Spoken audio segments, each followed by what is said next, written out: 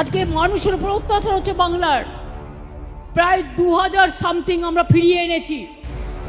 ইন্ডিয়ায় গেছি আছে আরও এতে 5 বছর আগে আমি কাজ করার জন্য গেছিলাম। তারপরে ওখান থেকে এই 5 বছর পরে ওখান থেকে আমাদের পুলিশওয়ালা ধরিছে বাংলাদেশি করে। মানে বলার পরে ওখানে আমরা ওনার জিজ্ঞেস করে তোরা বাংলাদেশি না? আমরা বলি যে হ্যাঁ আমরা বাংলাদেশি।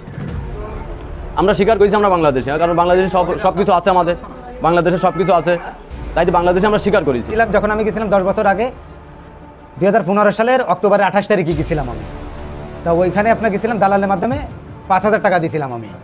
ব্যবসা করতাম, ব্যবসা করতে করতে আধার কার্ড বানাইছি, প্যান কার্ড, ভোটার কার্ড, ডোমোশিল মানে নাগরিক সার্টিফিকেট, A to Z যে নাগরিক সার্টিফিকেট বানানোর জন্য যেগুলো প্রয়োজন পড়ে সেগুলো বানাইছি। সরকার বলে দিয়েছে যত বাংলাদেশি আছে সব ছেড়ে দিতে হবে, ঠিক আছে, পাঠাই দাও বাংলাদেশে। তাহলে এই মানুষগুলোকে আপনারা কি বলবেন যারা এখন ধরা পড়ছে, যারা ওরা নিজেরা বলছে যে আমরা বাংলাদেশি, আমরা বাংলাদেশ থেকে এসেছি, আমরা বাংলাদেশ থেকে বর্ডার পার করে এসেছি? তাহলে এরা কারা? এরা কোথাকারের লোক? আপনারা কি বলতে পারবেন এই ব্যক্তিগুলো কোথা থেকে এসেছে?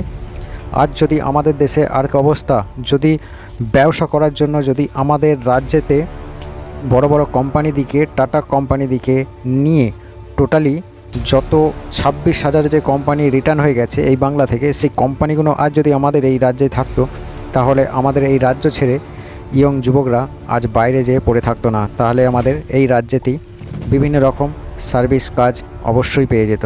আর যারা সারাটা জীবন রাজনীতি পলিটিক্স নিয়ে খেলে গেল, এই রাজ্যের যে মুখ্যমন্ত্রী আছে সেই মুখ্যমন্ত্রী এবং দেশবাসী কোনোদিন দেশের নাগরিকের নিয়ে একটা মুহূর্তের জন্য ভাবেনি।